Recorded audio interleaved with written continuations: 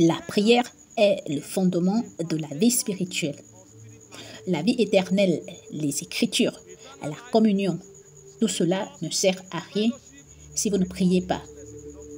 Parce que c'est dans la prière que vous engagez réellement l'esprit qui fournit ces choses dans votre esprit.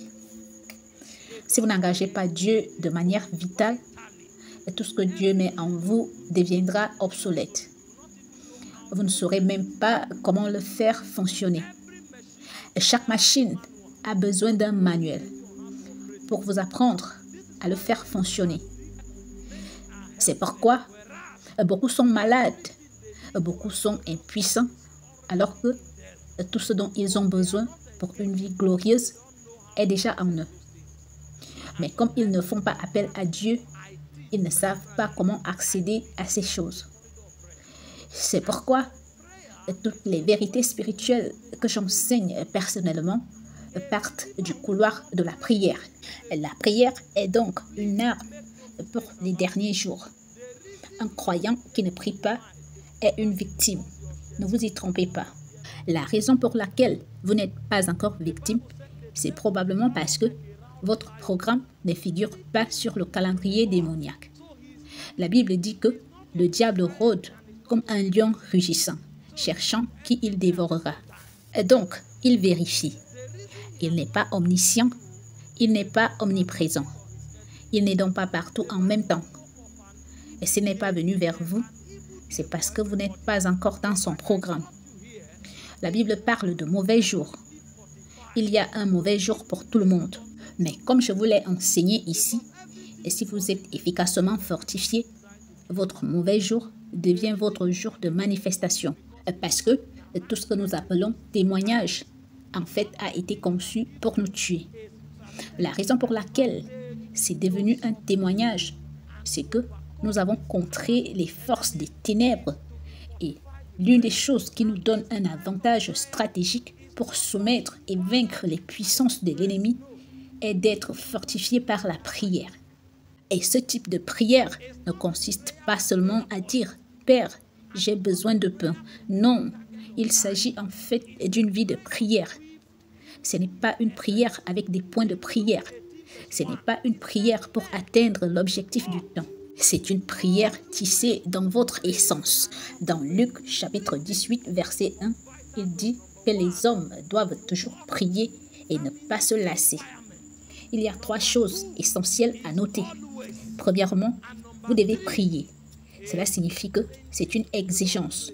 Deuxièmement, vous devez toujours prier. Troisièmement, sans se lasser. Et si vous ne priez pas, vous vous lassez.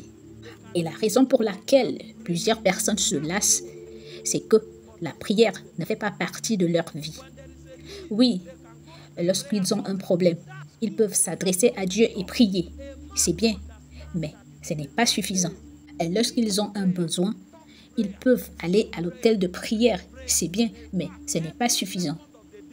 Un homme qui comprend qu'il est dans les derniers jours mange la prière, parle la prière, mâche la prière, boit la prière. En fait, à chaque seconde de la journée, il est vitalement connecté à Dieu parce que c'est là que se trouve sa force. Je vous ai dit que j'allais étudier avec vous la doctrine de la puissance.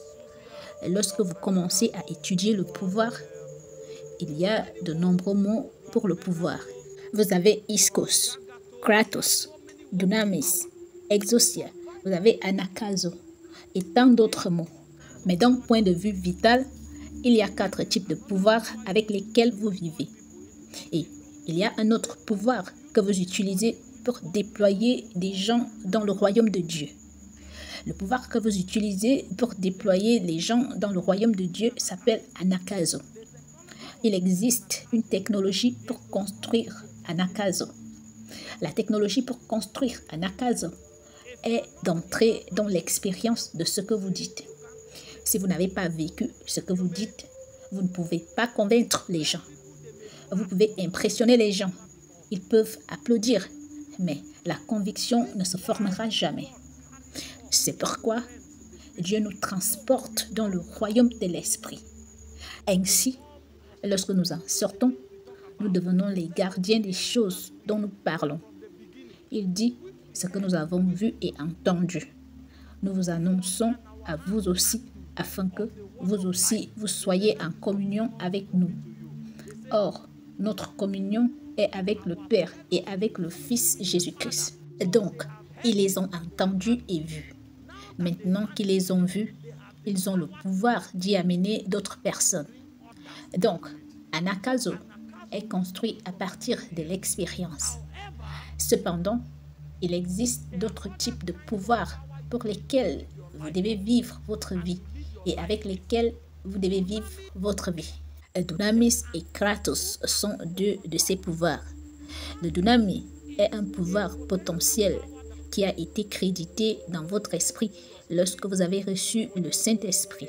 Dans Actes des Apôtres, chapitre 1, verset 8, il dit « Mais vous recevrez une puissance, le Saint-Esprit survenant sur vous. » Le mot puissance, là, est le mot dunamis. Mais il y a une façon dont le dunamis fonctionne.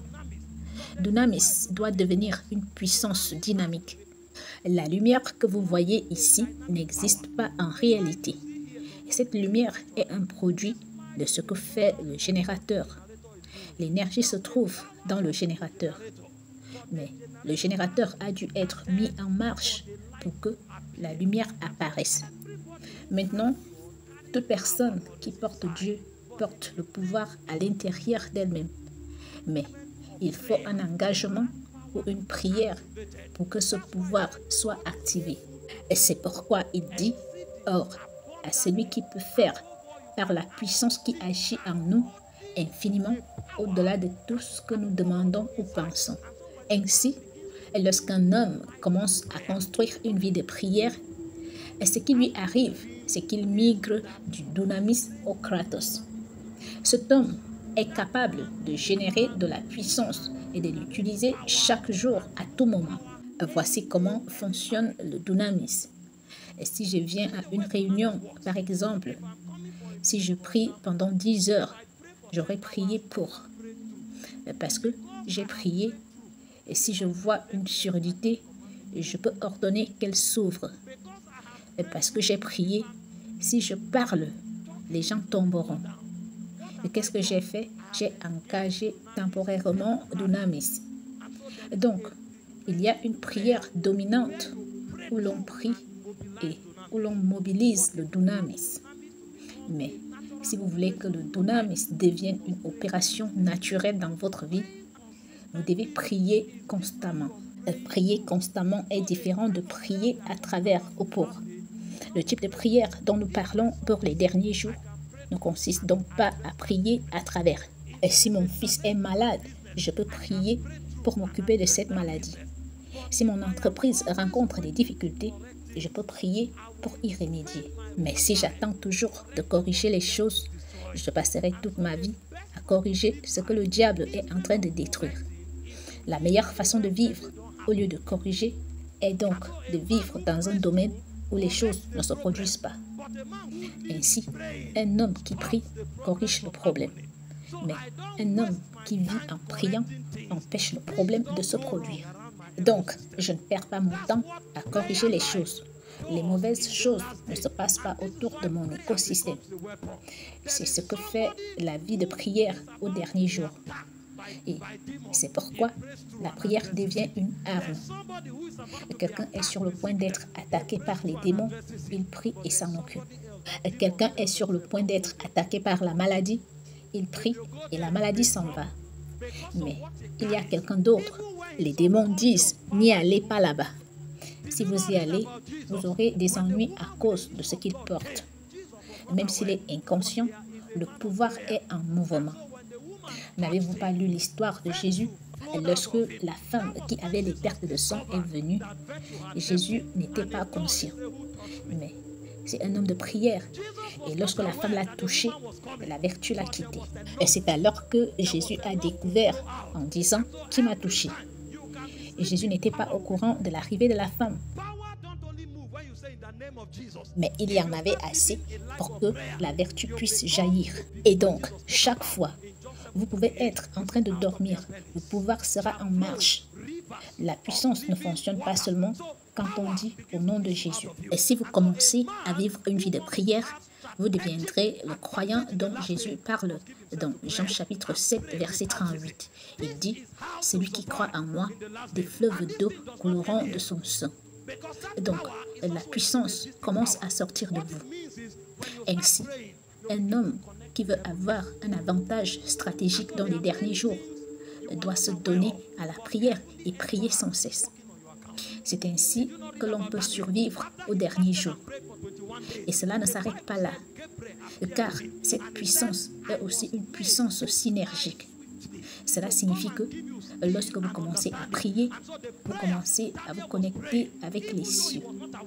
Et je suis sûre qu'il y a beaucoup de choses dont vous n'êtes pas conscient. Mais l'entourage céleste œuvre sur votre compte. N'avez-vous pas lu l'histoire de Daniel après qu'il ait jeûné et prié pendant 21 jours? La Bible dit que Gabriel lui est apparu et lui a dit qu'il est venu pour ouvrir son intelligence. Ainsi, la prière que Daniel faisait, même s'il n'en était pas conscient, mobilisait quelque chose dans les cieux. Dans Apocalypse, chapitre 5, verset 8, la Bible dit, « Et quand il eut pris le livre, les 4 animaux et les 4 anciens se prosternèrent devant l'agneau, ayant chacun des harpes et des fioles d'or, pleins de parfums, qui sont les prières des saints. » Ainsi, lorsqu'un homme prie, cet homme crée un compte spirituel dans les cieux. C'est pourquoi les choses ne peuvent pas arriver à cet homme. Et cet homme peut être sur le chemin de l'école. Et Dieu lui dit d'aller investir dans l'or, alors que d'autres sont allés rencontrer des experts pour étudier le cas pour eux. Mais cet homme, à cause de sa prière, le ciel s'est occupé de lui, car les prières des saints, elles sont comme des parfums. Elles sont conservées dans des vases d'or. Et donc, si vous voulez avoir un avantage au dernier jour, la prière n'est pas quelque chose que vous priez parce qu'il appelle à la prière. La prière est la façon dont vous respirez. La prière, c'est la façon dont vous vivez. Et vous remarquerez que la plus grande attaque contre le croyant dans les derniers jours est soit dans le domaine de la pureté, soit dans celui de l'intimité. Parce que le diable sait que si vous construisez l'intimité par la prière, vous devenez comme le mont Sion qui ne peut être déplacé. C'est pourquoi, lorsque l'Église vous encourage à prier, c'est un avantage. N'attendez pas d'être motivé pour prier. Si vous avez l'occasion de prier, saisissez-la et chérissez-la. Parce qu'il y a beaucoup de batailles autour de votre destin dont vous n'êtes pas conscient. N'avez-vous pas lu le psaume 91 à partir du verset 1 où il dit « Celui qui demeure sous l'abri du Très-Haut repose à l'ombre du Tout-Puissant. Je dis à l'Éternel, mon refuge et ma forteresse, mon Dieu en qui je me confie. » Et là, il va un peu plus loin où il commence à nous révéler des choses au verset 7. Il dit que 1000 tombent à ton côté et 10 000 à ta droite, tu ne seras pas atteint. De tes yeux seulement, tu regarderas et tu verras la rétribution des méchants. Pourquoi est-ce ainsi? Il dit, parce que tu as fait de Dieu ton refuge. Lorsque vous priez, vous êtes sous l'ombre du Tout-Puissant. Et il dit, parce que vous avez fait cela, aucun mal ne vous approchera. Et au verset 6 du chapitre 6 de l'Apocalypse, il dit, oui, il y aura de la famine, mais il dit, ne fais point de mal à l'huile et au vin. L'homme qui demeure dans la prière, ce qu'il fait, c'est de remuer le vin, de remuer l'huile. L'huile représente le débordement de l'onction. Et parce que cet homme s'est donné à la prière, il y a un décret royal dans le ciel. Ne touchez pas à celui-là. J'ai dit, ne touchez pas à mon oint, ne touchez pas à mes prophètes, ne touchez pas à l'huile. L'un des moyens de vous protéger au dernier jour, c'est par la force de la prière. La prière est une assurance dans le royaume de l'esprit. La prière est une arme. Ce n'est pas juste pour demander des choses à Dieu. C'est un système d'assurance dans l'esprit. Et quand un homme commence à prier, il devient comme un fil de courant nu. Touchez-le à vos risques et périls. Et même lorsqu'il n'est pas au courant, il y a des forces qui travaillent dans son compte et dont il n'en est pas conscient. Il y a beaucoup de personnes que vous touchez et à qui des choses arrivent et qu'elles ne savent pas. C'est vous-même qui revenez et vous confessez. J'ai entendu un témoignage et j'ai écouté un témoignage que quelqu'un a partagé dans le Living Faith. Le voisin a pris sa chaussure et est allé faire du charme et a rapporté la chaussure. Et selon eux, le jour où elle portait la chaussure, ça allait être sa fin. Et cette femme s'est réveillée le lendemain matin sans savoir ce qui s'était passé. Et elle a porté la chaussure. Il y a un temps, un niveau que vous atteignez, Dieu vous dira, ne touchez pas à la chaussure. Mais il y a un autre niveau que vous atteignez, Dieu vous dit de porter la chaussure. Au moment où vous avez porté la chaussure, rien ne s'est passé. Et celui-là, c'est le royaume des merveilles et des prodiges dans la vie. Ils vont vous regarder et dire, mais il était censé tomber. Et le moment où ils s'attendent à ce que vous tombiez, c'est en ce moment que vous chantez des louanges. Et quand vous allez au travail et que vous dites, mon frère, bonjour, comment allez-vous? Ils vous regarderont comme ceci. Et parfois, lorsque vous saluez des gens et qu'ils ne vous répondent pas, il se passe des choses dont vous n'êtes pas au courant. C'est pourquoi il dit, moi et les enfants que l'Éternel m'a donnés, nous sommes des signes et des présages en Israël. Et c'est à cette époque-là que nous sommes entrés. Mais pour que nous puissions activer ces éléments, la prière doit être à la base. Ainsi, lorsqu'un homme prie, il se fortifie. Et lorsqu'un homme prie, il mobilise le soutien synergique des royaumes au-delà du temps.